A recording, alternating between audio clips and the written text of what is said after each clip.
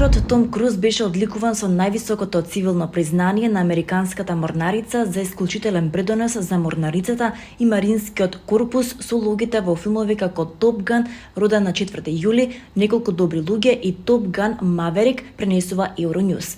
На Круз, кој снимаше во Велика Британија, му беше врачена наградата за истакната јавна служба од страна на американскиот секретар за морнарица Карлос Дел Торо на церемонијата во студиото Лонг Крос во близина на Лондон.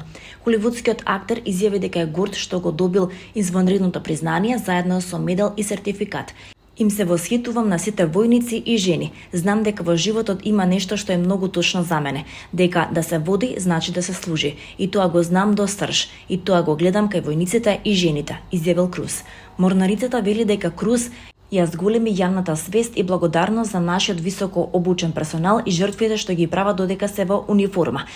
Топ Ган, хит филмот за летичките асови од студената војна од 1986 година, го направи Круз звезда и доведе до зголемено ненајдено пријавување во војска. Морнарицата дури поставила бироа за рекрутирање во театрите. Интересот бил обновен во 2022 година со продолжението Топ Ган Маверик, во кое ликот на Круз беше ментор на новата генерација елитни авијатичари.